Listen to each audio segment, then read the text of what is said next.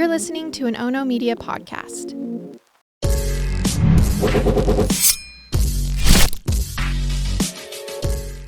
Good morning, and thanks for joining me for Rise in Crime, your morning caffeine hit all about crime. I'm Mama Jules, and today, let's get right to it. Have you been following the spiritual delusion story out of Ohio? I have, and this is a wild one that has left a mother in the hospital for mental health care, a father murdered, and a young son offered up as a sacrifice, as a, quote, gift to God. Now, before I tell you about the murders, let's first learn about the Amish community in Ohio, reportedly the second largest community of Amish with an estimated 84,000 members. But it's not just the 84,000. Holmes County in Ohio has half of those members of the community in that county alone. Holmes County has so many Amish members that it's turned into a tourist attraction in the area. Tourism is the driving economy in Holmes County, and the Amish are so prevalent that one of the public schools has a population that is entirely 100% Amish. The area has a weekly Amish newspaper, one of the primary media sources, and they have a nonprofit fund that assists young couples in purchasing their first home. So, reporting back in 2010 said that fund held $80 million, which the fund seems to be working because the loans provided have never had a foreclosure. Now, in this area, you can still see the traditional horse and buggy as a form of transportation, as well as horse-drawn farm equipment. Now, with this as a backdrop, let's find out what happened on August 23rd outside a restaurant at the busy Atwood Lake Park and Campground. The area was loaded with tourists, camper trailers and tents, all making the most of the last summer weekends. That morning, instead of frolicking in the lake and biking around the area and, enjoying the perfect weather, witnesses were calling 911 at 10:39. Those witnesses were reporting that a golf cart carrying several people had slammed into a stone wall, careened over the top, and plunged into the lake. When first responders arrived, they found 40-year-old Ruth Miller, along with 3 of her children, her 18-year-old twin sons, and her 15-year-old daughter. They were attempting to extract themselves from the water. The 3 teens had managed to scramble to the roof of the partially submerged golf cart, and Ruth, who'd been driving the cart, was being pulled from that water. Witnesses were telling authorities that the golf cart had been traveling so fast that when it hit the wall, it flipped several times before crashing. Some of the tourists had chased after the golf cart, yelling for Ruth to stop. The first person who pulled Ruth from the wreckage reported to authorities that when they asked Ruth if she needed help, she said, "No, please just pray for me." This wasn't the first of Ruth's troubling behavior. The moment Ruth reached dry ground, she began singing a traditional Amish hymn. Then she ran, fleeing into the nearby wooded area, hiding in some high weeds. Eventually, witnesses guided her back to the scene of the accident, and there, park rangers gathered Ruth and the 3 children and escorted them to the Atwood Welcome Center. They were trying to settle the odd behavior and also calm the children. Through very disjointed reactions and weird, wandering statements, authorities had established after about 2 hours of talking that Ruth's son, Vincent, and her husband, Marcus Miller, were both missing. The Amish family had been visiting the lake for Ruth's birthday celebration, and starting the night before, Ruth's mental stability began allegedly cracking. And now, no one had seen Vincent and Marcus for several hours. Initially, searchers were hoping that they would find Marcus and the 4-year-old, maybe out and about on an adventure in the campground.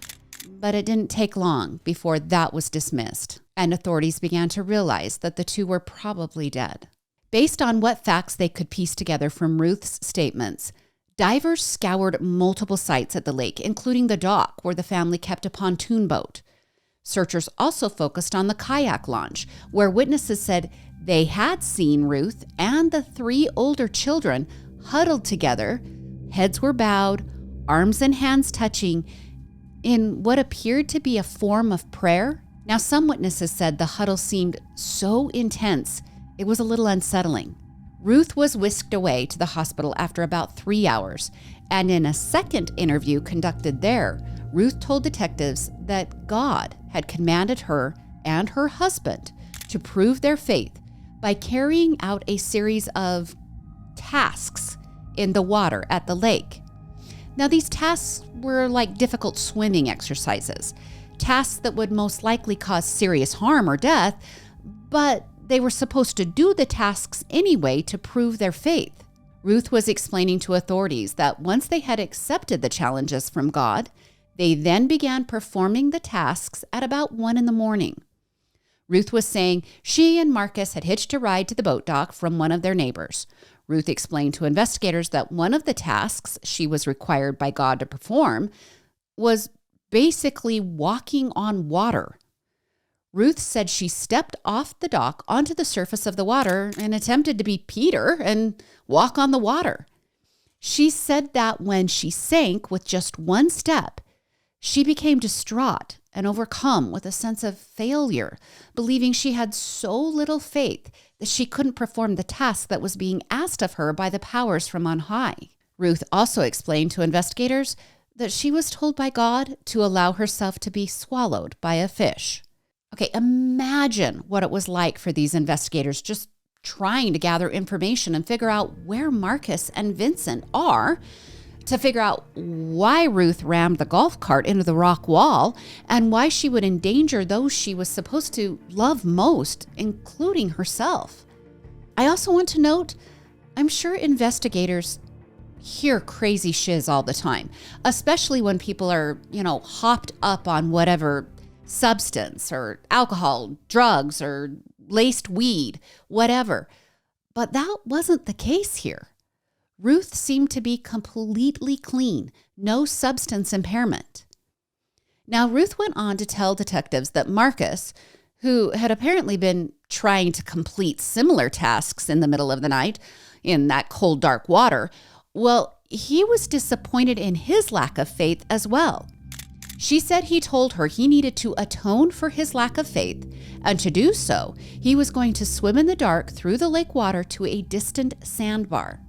Now, with these puzzle pieces of a timeline, authorities then paired witness statements that placed Ruth and her 4-year-old son, Vincent, in the golf cart at 8 a.m. Okay, remember, she crashed the golf cart with her 3 older children at 10:30 a.m. Ruth admitted to investigators, when she was pressed about this golf cart trip with just her and Vincent, that she had pulled over at some point and thrown Vincent in the water. From there, she said she returned to her 3 older children. Ruth then told the 3 to enter the water because it was God's will. Confused, the kids did as they were told, and they began treading water. Ruth said she commanded the teen children to perform different swimming strokes and positions in the water, and apparently the teens did their best to comply.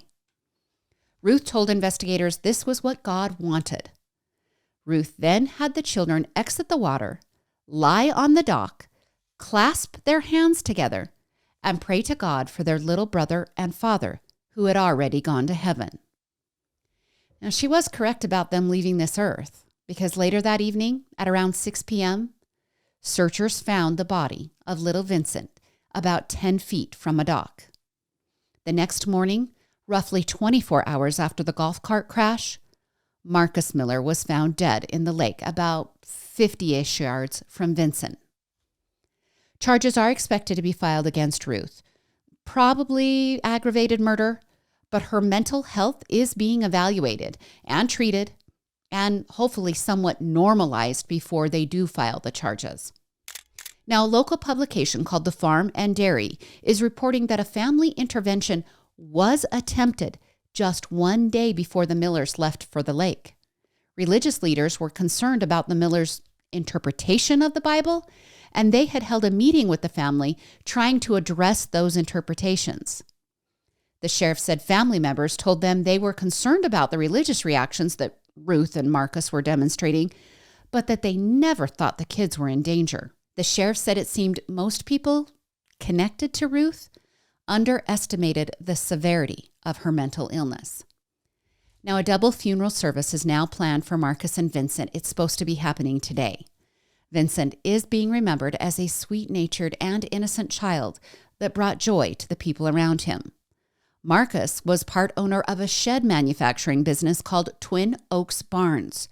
He was remembered as a hard worker, which is very on brand for the Amish, and that his family was the most important part of his life. Marcus's death is not being framed as a homicide, but instead as an accidental drowning. Farm and Dairy is reporting that the teens are with family, and that when they were being interviewed, they could only say a few words at a time before breaking down in tears, leaving them unable to speak. Now I'll keep you updated as to what charges will be filed for Ruth and if she will be able to have contact with her 3 surviving children. I'd love to hear what you think about this case. Now, I usually bring you breaking news here. Cases that have just completed trial, or new cases with the newest details, like our first story from today. But I ran across this magazine article from ESPN, and it is so well written with such important lessons that I couldn't walk away from it. The piece is titled "The Predatory Web of Sextortion," and it was printed about a week and a half ago. You guys, it's such a well-written article by Dan Wetzel. Now let me tell you the story of Jordan DeMay. He's the homecoming king, the high school football star, the good-looking 6-foot blonde who had the adorable high school girlfriend. Both were headed to Northern Michigan University in the fall from their small town of Marquette, and that town just has a population of about 21,000 people. Jordan's not troubled. He's focused. He attends his classes and he arrives on time at Marquette High School every school day. He loves his mom, and they have that kind of mom-son relationship where they text multiple times throughout the day. Well, it all ended on March 24th of 2022 with a series of miscalculations by Jordan that led to endless heartache for his parents and his girlfriend, Kyla. But those miscalculations probably saved the lives of other unsuspecting teens who were being targeted in a sextortion scheme. Okay, on that school night back in 2022, Jordan received an Instagram DM from somebody named Danny Roberts. Now, he didn't know this girl, but he responded anyway. The first 2 hours of the back and forth between the internet strangers involved some small talk and some exchanging of innocuous selfies, mostly just headshots. Also, Jordan had sent one of him in his basketball uniform. Then, around midnight, Danny said she wanted to play, quote, sexy games. Jordan pushed it off, telling Danny that he couldn't even be sure she was really who she said she was. But Danny just kept pressing. She even sent an intimate photo of herself. Well, Jordan was alone in the basement of his father's home in the Upper Peninsula in Michigan. So he walked into the bathroom. He dropped his joggers and snapped a naked photo in the mirror. You know how this goes. Danny isn't Danny. She is actually Samuel Ogashi, a 22-year-old male from Nigeria. And Samuel is just one of a few men involved in a ring of online scammers. That ring included Samuel's younger brother, Samson, and a third close friend named Ezekiel Robert. Both of those 2 men were 19 years old. That's the same age as Jordan. Within seconds of the naked selfie traveling the internet to Samuel, the 3 men began their game of sextortion with Jordan. It's just past midnight, and this game is moving quickly. The men start threatening to send the naked photo to all of Jordan's Instagram followers. They even sent pics back to Jordan of the handles of his followers and the wording they would use in the message. They just kept pelting Jordan with direct messages. Things like, "Are you going to cooperate? Just pay me right now. Pay and I won't expose you." Jordan finally answers and asks how much money. The men demand $1,000. Now, in a digital world, this money can be sent to these predators thousands of miles away in Nigeria in an instance. Jordan is 19. He's in high school. He had a whopping $355 in his bank account that he had earned while working at McDonald's. But he's desperate, and he sent $300 via Apple Pay. They weren't satisfied with that. They demanded more, even though Jordan had sent screenshots showing his account and that he didn't have any more money to give. The arrogant scammer sent a message with a countdown telling Jordan he had met his worst nightmare. Except they translated that wrong and wrote worst nightmare. The harassment went on, with Jordan pleading for them to stop and the scammers mocking his predicament. They then went for the jugular. Because of Jordan's Instagram posts and because his girlfriend Kyla was tagged in multiple posts, they threatened to DM her the compromising picture and text convo.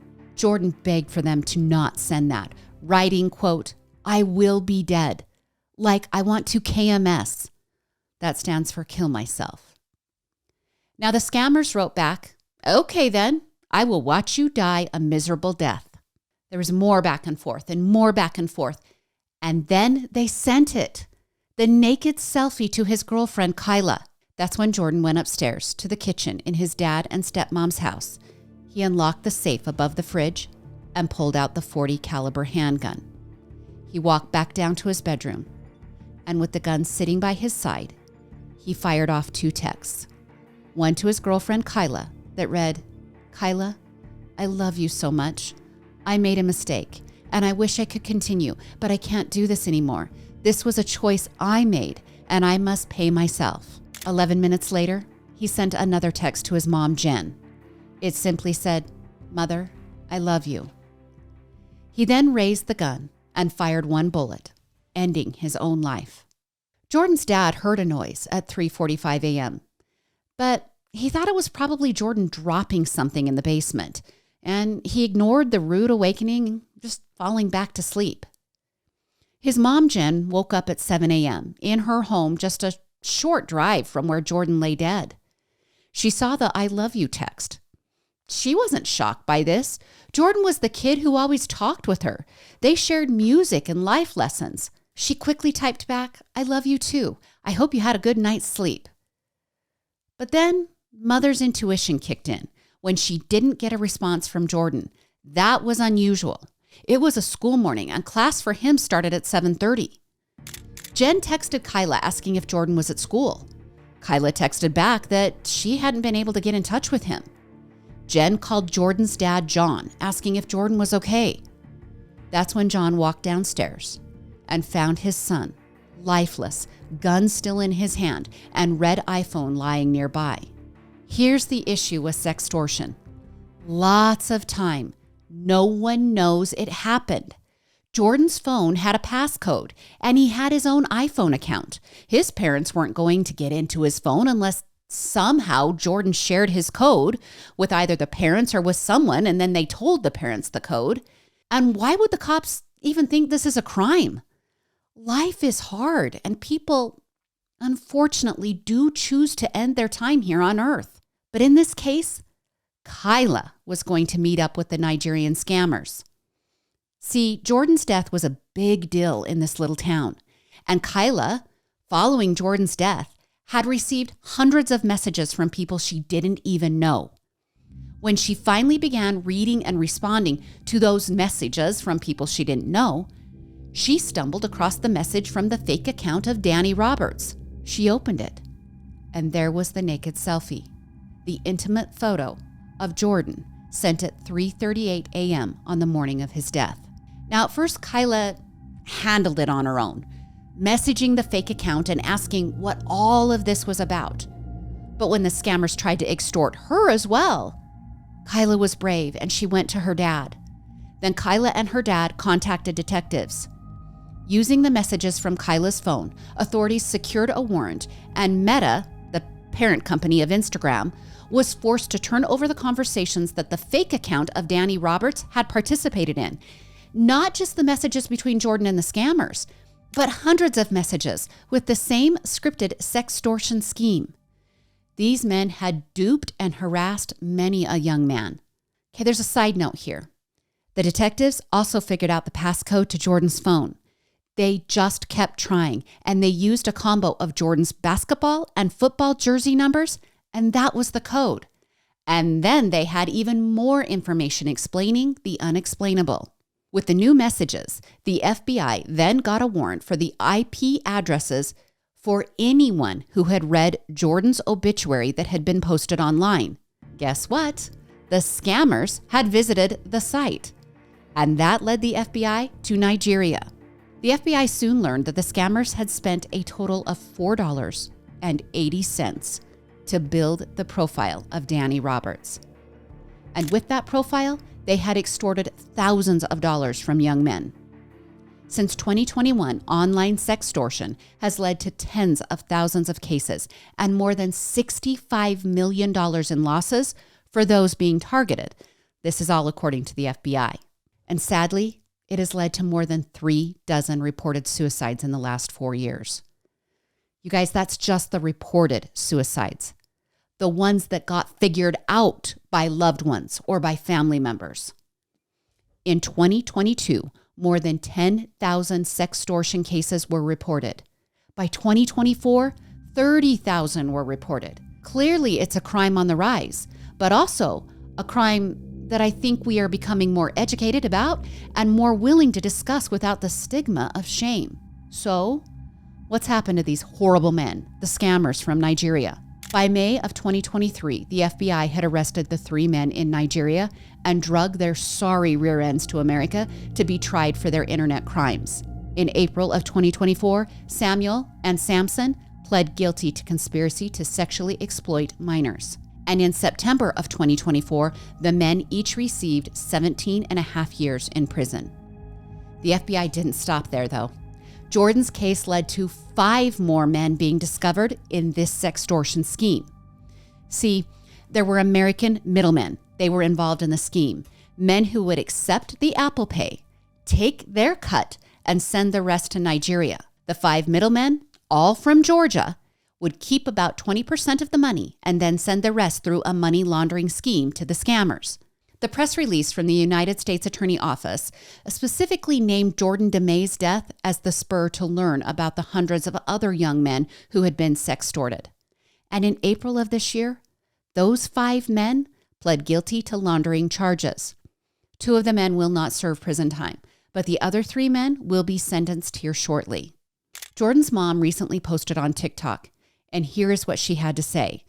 Now, heads up, I'm sorry that there's a lot of background noise. She's sitting in a severe thunderstorm while recording this TikTok video. But here, give it a listen. I've been putting off making this video, but I'm currently stuck in my car because of a downpour. ESPN put out an article about 2 weeks ago about what happened to my son, Jordan DeMay. If you have a kid going off to college, please sit down and read this article and go through it together. It talks about the details of what these extortionists said to my son, how they gained his trust, how they used all of his assets against him. He had a girlfriend, he played sports, and all of those things made him vulnerable. And I'm telling you that this is still happening every single day to kids. And now they're putting a new twist on it where they're just asking for a picture of your face, but putting it on an explicit image. So please sit down, read that article. I will pin it in my bio, talk about it, have a plan in place if this does happen to you or your child.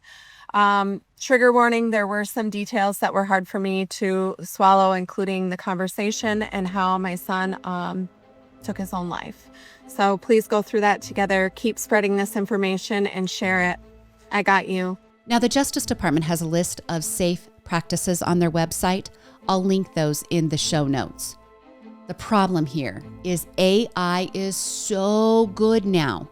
Even a somewhat sexual conversation online can be used with AI pictures. We have to be brave and be careful out there. It's clear Jordan was loved. Let's be like Jen and love hard the way she has. And now to Alabama. I'm going to try to be quick with this one, but man, are the details still so murky. So I'm going to have to explain it all to you. This all went down about a week and a half ago at Deschler High School in Alabama. Freshman August Borden was getting ready for his first year of high school football. The 15-year-old was walking to practice after school along with some other members of the high school football team. All of this is true and confirmed. But here's where it goes off the rails. All of a sudden, a 911 call is being placed, reporting that August is near death from a fall. This fall is so severe that August has a fractured skull, 2 broken orbital sockets, a concussion, and cuts and bruises on his body.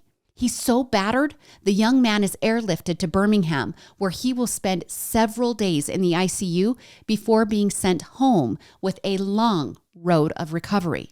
Now, August's father told 1819 News, that's a local publication, that the story about August's, quote, fall has varied widely.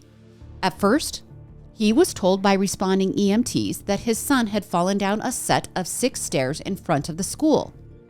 Then later, by witnesses, Jason was told that some back and forth banter had led to some roughhousing and his son being beaten.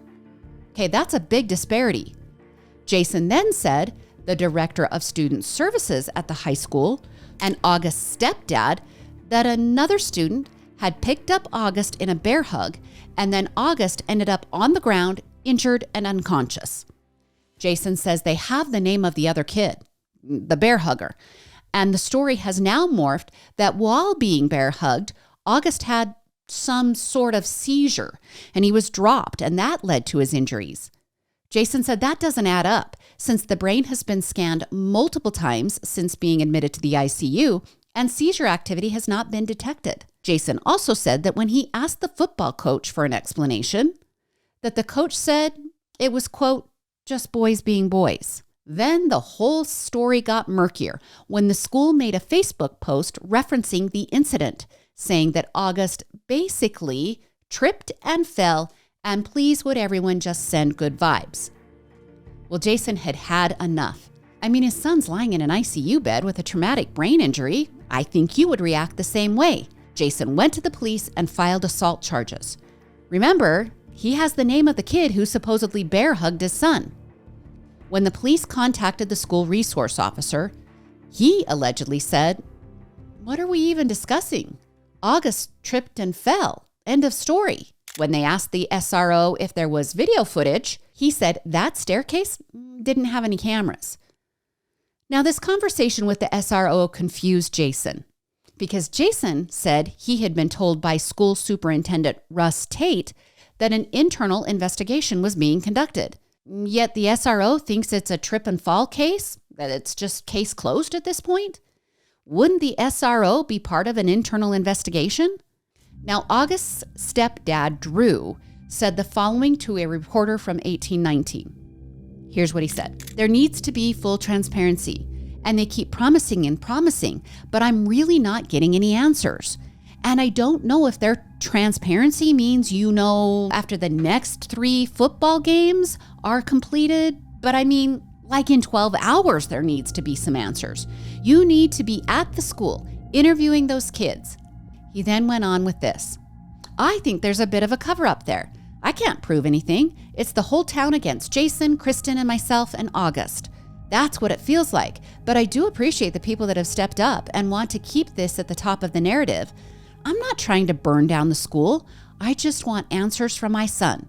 And I guess me just sitting there for 48 hours looking at my son with a tube sticking out of his mouth and the machines beeping and then drool dripping down his mouth. I constantly had a napkin wiping his mouth. That does something to a parent." Well, Drew has been vocal that he thinks the reason the kids aren't talking and the school isn't allegedly responding is because the football season is more important than August. That these athletes can't be suspended because it will affect the season. Both Drew and Jason say that they aren't sure if August will recover fully. The doctors are hoping his brain will continue to heal. But I have a question. How do you heal the emotional scars? Also, August has still not given a full statement to the police since he is recovering and his brain is resting.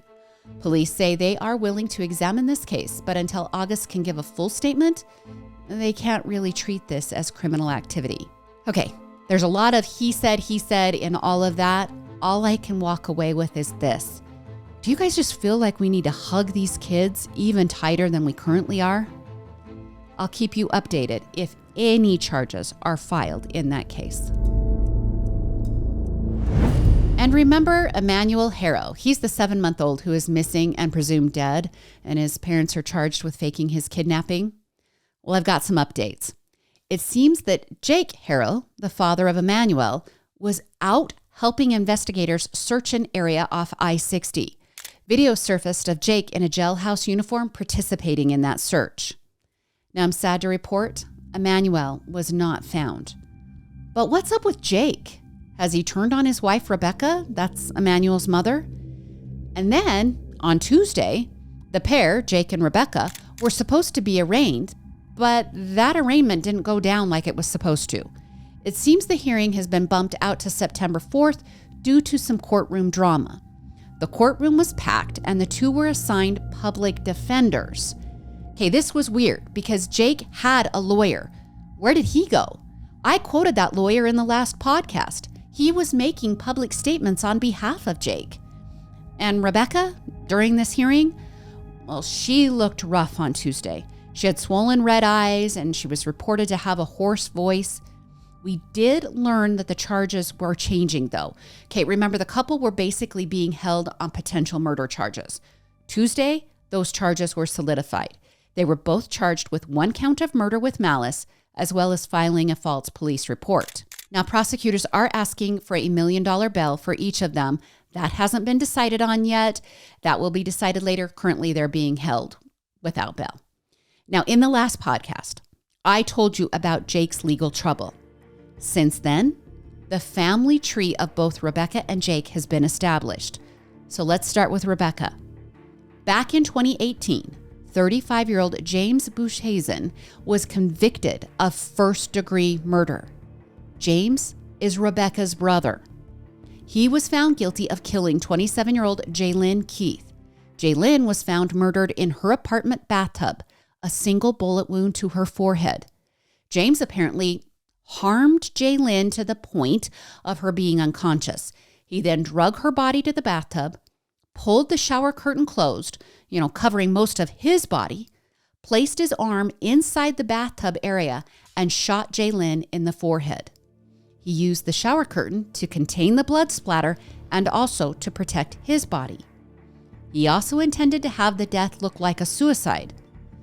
What James couldn't cover up was the head wound from the assault that left Jaylynn unconscious and able for him to drag her to the bathtub. Now, James has maintained his innocence and has publicly shamed his attorney for not doing a good enough job in defending him in the murder trial. He was sentenced to 50 years to life for the murder and the faked suicide scene. Okay, that's interesting, right? Because Rebecca is being accused of faking a kidnapping. And then there's Jake's brother. He died back in 2021, and lots of social media posts say he died in Rebecca and Jake's home from an overdose. He was about 30 years old. Now, I don't have verified accounts of Hector's death, that's the brother's name, except that police visited Jake and Rebecca's home for an unattended death, and presumably, we don't know, but presumably they looked into Jake and Rebecca at that time. The orbit of these people, it's crazy. Now, Rebecca has granted a jailhouse interview. This happened on Sunday. In the interview, she said she wished she was out of jail so she could be looking for Emmanuel. She also said Jake is, quote, a good dad and would never hurt a baby. All right, Rebecca, he has a criminal record of hurting a baby. Remember, that charge happened back in 2018, and I covered that in the last podcast. I have no words for that statement from Rebecca. Now, I'll keep you updated when more information becomes available about baby Emmanuel. All right, I know this was a longer podcast, so really quick, let me just share Shelly's comment from YouTube about the case of Emmanuel Harrow. She said she has a baby, and she was out getting diapers for her child on Sunday when she drove past the searchers, and Jake Harrow was in his jailhouse red suit. She's lived in the area for a while, and she has contact with people who knew Jake from high school. She said his abusive behavior has been going on for years. She also said she works with abused children for her profession, so this is really hitting hard. A regular listener responded to her comment by saying, "Take care of yourself," with 3 hearts. From all of us at Rise and Crime, Shelly, do take care of yourself. We share your sadness and outrage. All right, that's your Thursday episode of Rise and Crime. Thank you for being here. If I could just ask one favor, please share this episode with a friend. I felt so strongly about that ESPN article. I think it can really help somebody. I often ask you to share so that the podcast will grow. That's a really selfish reason on my part. I really, really, really care about this sextortion issue. These are just average, everyday kids and adults sometimes who find themselves in really bad situations by just making a simple, dumb decision. So I would love if you would share that episode with people so they can learn from it. Also, please, back to the selfish requests. A 5-star review is awesome. Like, comment, follow us on all of our social media accounts and our YouTube accounts here at Ono Media. That's Murder with My Husband, Into the Dark, and Rise in Crime. Join me again on Monday for more morning crime news. I'm Mama Jules, and keep safe out there.